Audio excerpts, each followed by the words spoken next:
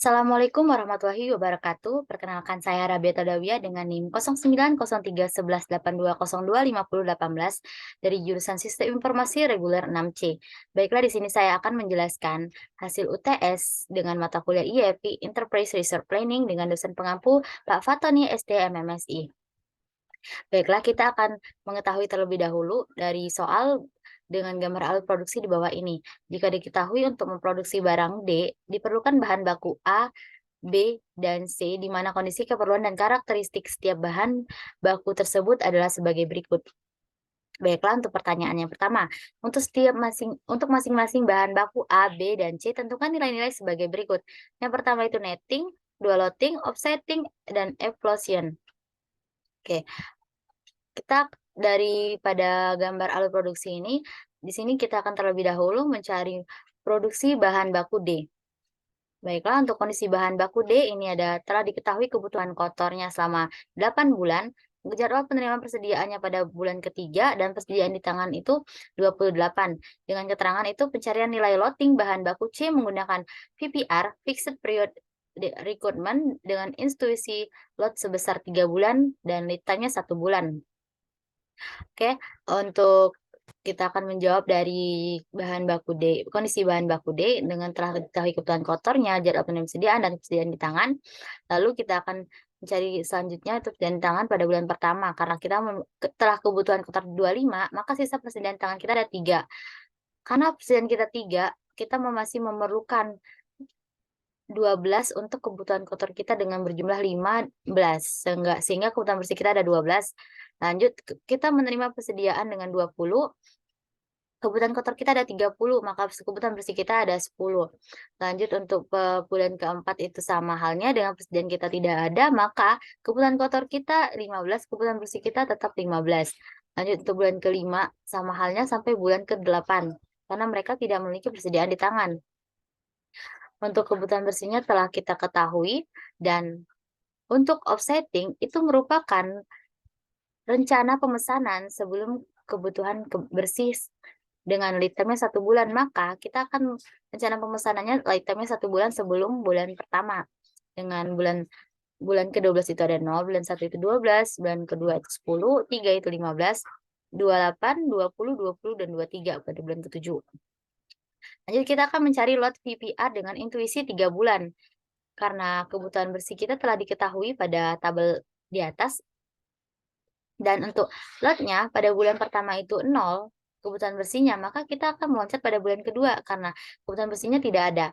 Jadi untuk kita hitung dari bulan kedua, 3, dan 4 untuk 3 bulan karena telah diberi bahwasannya intuisinya selama 3 bulan. Lanjut, 15 tambah 10 tambah 12 sama dengan 37. Persediaan kita 25 karena lot kita 37 dikurang dengan kebutuhan bersih, jadi totalnya 25. Persediaan kita 25 dikurang kebutuhan bersih kita dengan persediaan kita sekarang 15, dan kebutuhan bersih kita 15, kebutuhan tangan kita ada 0.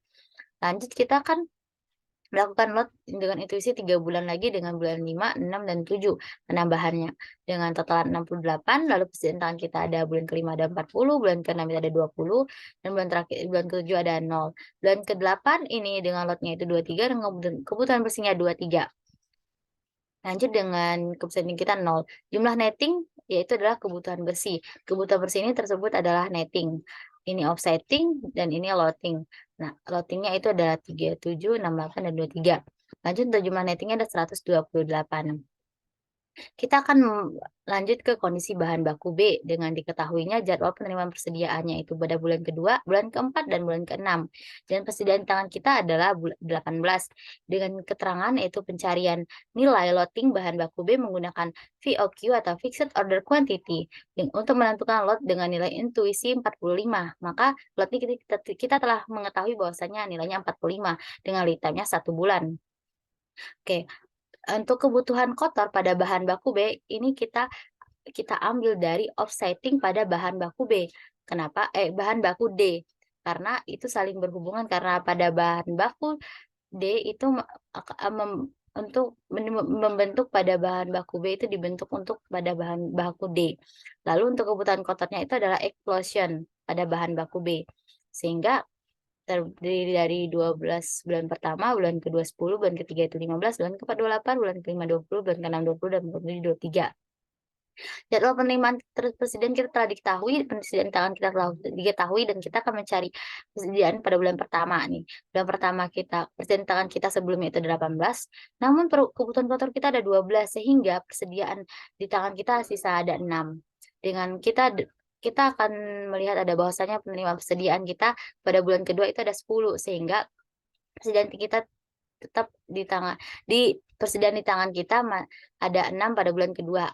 Selanjutnya pada bulan ketiga kita hanya memiliki persediaan tangan 2, sehingga kita masih memerlukan persediaan 9, dan untuk kebutuhan bersihnya ada 9 untuk pada bulan ketiga.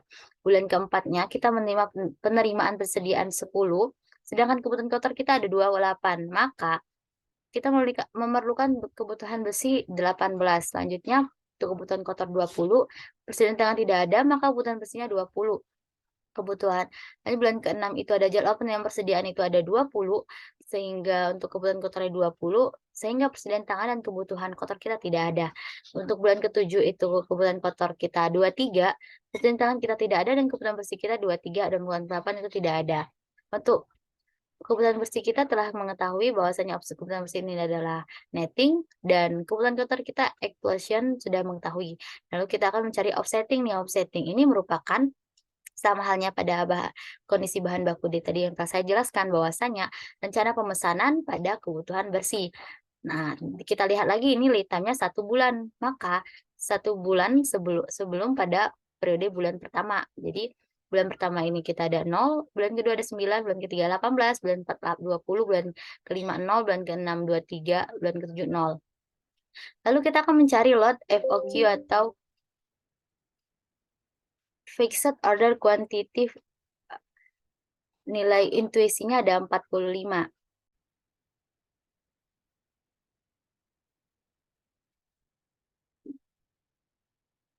Baiklah, untuk kebutuhan bersihnya kita telah diketahui bahwa offsettingnya untuk kebutuhan bersihnya pada tabel di atas. Untuk kebutuhan bersihnya kita akan pindahkan, lalu untuk lotnya itu nilai intuisinya 45 dengan persediaan kita, maka karena bulan 1 bulan 2-nya tidak ada, maka kita langsung loncat ke bulan 3, 4, dan 5.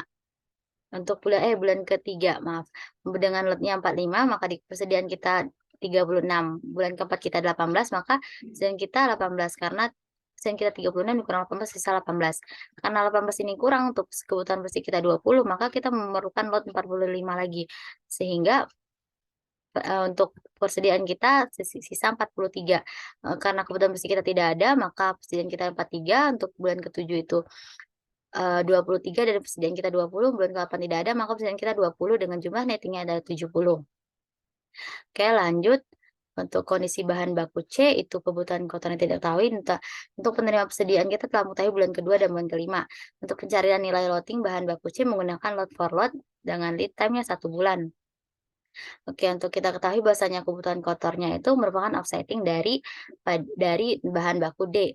Nah, namun kita ketahui bahwasanya ini merupakan 3C, bahwa jadi 3 dikali offsetting pada bahan baku D. Kita kalikan 3 gitu. Untuk kebutuhan kotornya kita ketahui bahwasanya bulan 1 36, bulan kedua 30, bulan ketiga 45, 84, 60, 60, 69, dan 0. Jadwal penerima persediaan kita telah diketahui bulan kedua dan kelima.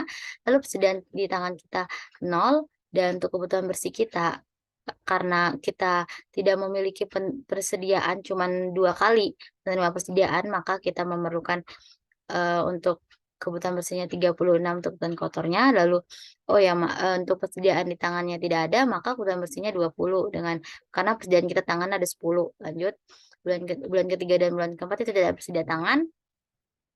Untuk bulan kelima itu ada jadwal penerimaan dengan 15, maka kebutuhan bersih kita 45, dan 6, 7, dan 8 itu tidak ada persediaan tangan, sehingga kebutuhan bersihnya tetap dengan seperti kebutuhan kotor.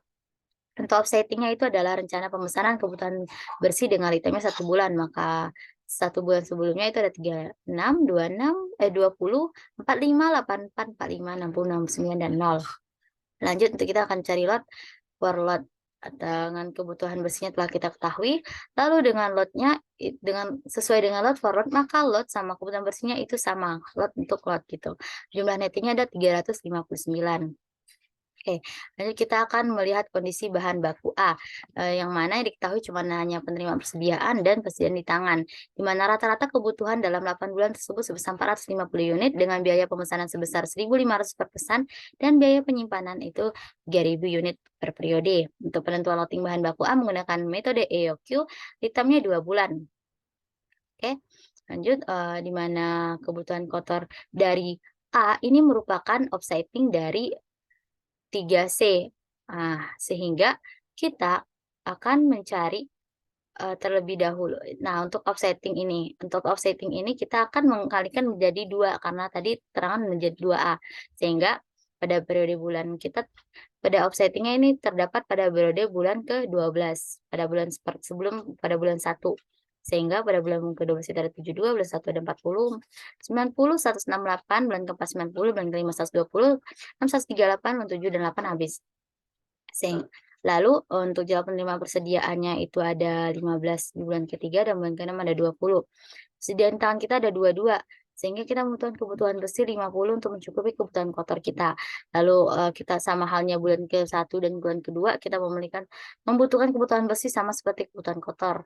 Lalu kita bulan ketiga memiliki jadwal penerimaan persediaan sebanyak 15, sehingga kita membutuhkan kebutuhan bersihnya 153.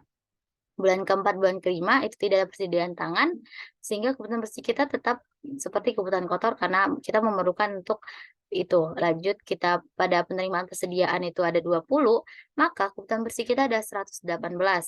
Lanjut, kebutuhan bersih kita telah kita ketahui sehingga kita akan mencari offsetting. Offsetting-nya dengan keterangan lead time-nya 2 bulan. Maka 2 bulan sebelum dari periode bulanan. Periode per bulan dengan pada awalnya bulan 12, maka kita 12 loncat sebelumnya, maka bulan ke-10 dengan offsetnya ada 50, 40, 90, 153, 90, 120, 118. Oke, untuk kita akan mencari load EOQ dengan diketahuinya D-nya itu jumlah kebutuhan bersihnya 661 dengan biaya pemesanan itu 1.500 dan biaya penyimpanan itu 3.000 per unit per periode dengan rumusnya 2 kali D kali K per H dan hasilnya itu adalah 26 lot. Dengan kan kita akan mencarikan karena 26 lot, maka setiap lot kita akan bilangannya 26 dan dikalikan setiap ukuran lot itu ditambah 26, 26, 26. Di sini saya hanya menulis perkalian karena sini tidak muat. Lanjut untuk kebutuhan bersihnya itu ada 50, maka ukuran lotnya itu 26 dikali 2 dan dikurang 50 sisanya 2. Sama halnya ukuran lotnya pada bulan ke-1 itu 26 dikali 2 ditambah 2 dikurang 40 hasilnya 14. Lanjut 26 dikali 3 ditambah 14 dikurang 90 hasilnya 2, 26 kali 6 ditambah 2 dikurang 153 hasilnya 5, 26 dikali 4 ditambah 5 kurang 90 hasilnya 19, 26 kali 4 ditambah 19 dikurang 120 hasilnya dan hasilnya 3. 26 dikali 5 tambah 3 dikurang 118 hasilnya 15. Baiklah, ini adalah merupakan ukuran lotnya telah kita ketahui. Lanjut untuk soal kedua, itu jelaskan kesimpulan saudara dari hasil nomor 1 di atas.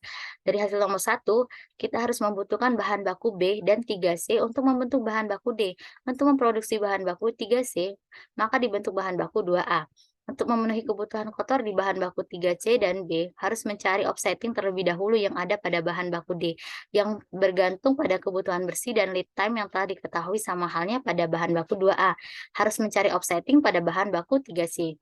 Untuk mencari ukuran lot dapat dilakukan dengan cara yaitu VPR, FOQ, like for like atau EOQ dan EOQ terakhir. Untuk mencari ukuran lot pada EOQ harus mengetahui jumlah kebutuhan, biaya pemesanan dan biaya penyimpanan.